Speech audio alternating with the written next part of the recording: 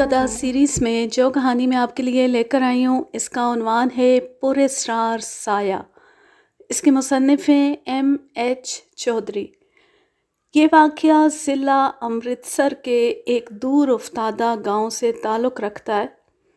यहाँ मुहतमिम कौम आबाद है। दरियाए रावी के किनारे जगह जगह उनकी बस्तियाँ हैं जिन्हें डेरा कहते हैं। ज़राअत उनका पेशा है। जहालत का उनके यहाँ दौर दौरा है।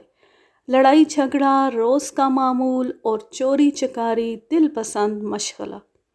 बरसात में जब दरिया की तूफ़ानी लहरें किनारों से टकरा कर दूर दूर तक फैल जाती हैं और बहुत सा रकबा ज़ेरे आब आ जाता है तो अक्सर डेरे नकल मकानी पर मजबूर हो जाते हैं। इसी मौसम की एक सुहानी सुबह का ज़िक्र है। एक डेरे ने हमारे गांव के बड़े बरगद के नीचे पनाह ली। उस काफिले में फूला सिंह नामी एक बूढ़ा भी था जिससे वालिद साहब के अच्छे मरासिम थे। वो उसका हाल पूछने के लिए चले तो मैं भी साथ हो लिया। फूला सिंह 6 फुट ऊंचा बड़े डील डोल का इंसान था।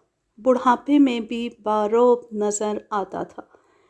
वालिद साहब ने उसकी खैरियत दरियाफ्त की। हम एक चारपाई पर बैठ गए। इधर उधर की बातें होने लगीं। वालिद साहब ने फूला सिंह से कहा, अपनी ज़िंदगी का ऐसा वाक़या सुनाओ जो तुम्हारे लिए नाकाबिले फरामोश हो। फूला सिंह ने पहले तो बात टालने की कोशिश की लेकिन वालिद साहब के इसरार पर यूं गोया हुआ, चौधरी साहब, मेरी ज़िंदगी पाप की ज़िंदगी है। मैंने बेशुमार शरीफ इंसानों की उम्र भर की पूंजी लूट ली। 1000 आरजुओं और तमन्नाओं से बनाए हुए जहेज़ पर हाथ साफ करके कई ख़ानदानों को गम के अंधेरों में धकेल दिया। बूढ़े और बेकस इंसानों की रकम से अपनी ज़िंदगी का चिराग जलाया। ये दास्तान बड़ी दिलगदास है। अब इसका ज़िक्र करते हुए शर्म महसूस होती है। मैं आज ऐसा वाक़या सुनाऊंगा जिसने मेरी ज़िंदगी का रुख बदल दिया। मैंने खुदा की ताकत को महसूस किया और गुनाह की ज़िंदगी से तौबा कर ली। फूला सिंह ने लस्सी का एक गिलास पिया और अपनी दास्तान जारी रखी। एक बार रात का खाना खाने के बाद मेरे 2-3 हम पेशा साथियों ने यहाँ से चंद मील दूर एक गांव में चोरी करने का फ़ैसला किया। अपने औजार कपड़ों में छुपा लिए और मंजिल की तरफ रवाना हो गए। रात बहुत तारीक थी।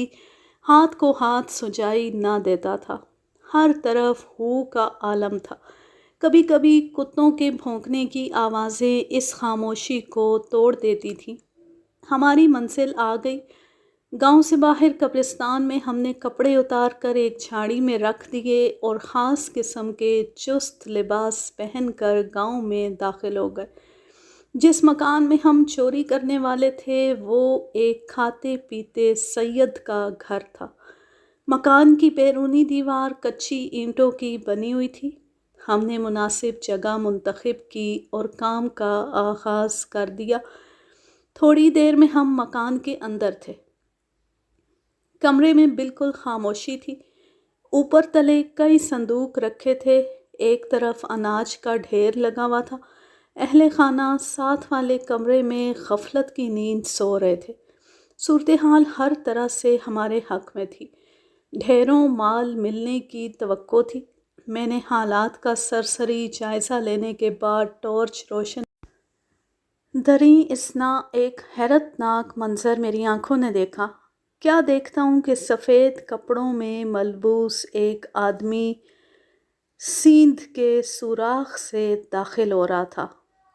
सींध का मतलब है मकान के अंदर दाखिले के लिए लगाई गई नकब वाला सुराख। हम सब पर सख्ता तारी हो गया। दिल की हरकत बंद होती महसूस हुई लेकिन फिर फ़ौरन संभल गए। अपने आप पर काबू पाकर मैंने किरपान निकाली और उस आदमी पर झपटा, मगर वो बिजली की सी सूरत से बाहर निकलकर खड़ा हो गया। हम और भी बदहवास हो गए लेकिन वक्त ज़ाया किए बग़ैर किरपाने लहराते सुराख से बाहर निकले। اس شخص نے آگے آگے بھاگنا شروع کر دیا۔ قبرستان میں جا کر وہ یوں غائب ہو گیا جیسے کچھ تھا ہی نہیں۔ میں نے بڑے بڑے خطروں کا مقابلہ کیا تھا، لیکن آج میرا حوصلہ پست ہو رہا تھا۔ ہم پھر اسی مکان کی طرف لوٹے۔ اندر قدم رکھا تو وہی شخص سوراخ کے سامنے تن کر کھڑا ہو گیا۔ ہم فوراً باہر نکل آئے اور اس کا تعاقب کیا۔ قبرستان میں وہ دوبارہ غائب ہو گیا۔ ہم ایک بار پھر اپنے نشانے کی طرف چل پڑے، لیکن بدقسمتی سے وہ پراسرار آدمی پہلے ہی سے وہاں موجود تھا۔ اسی کشمکش میں خاصا وقت گزر گیا۔ ہم اپنی محرومی پر دانت پیس کر رہ گئے اور بے نیل و مرام قبرستان آئے۔ ناکامی اور بھاگ دوڑ کی وجہ سے جسم چور چور ہو رہا تھا۔ لباس بدل کر گھر کی طرف روانہ ہوئے، بار بار مڑ کر دیکھتے کہ کہیں وہی روح ہمارا پیچھا تو نہیں کر رہی۔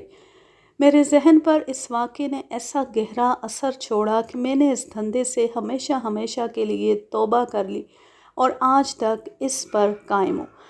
اس کہانی کا ماخذ اردو ڈائجسٹ، ستمبر سن 1972۔ اب میں لیتی ہوں آپ سے اجازت۔ جہاں رہیں خوش رہیں، شاد و آباد رہیں، ہنستے مسکراتے رہیں۔ اللہ حافظ، اللہ نگہبان۔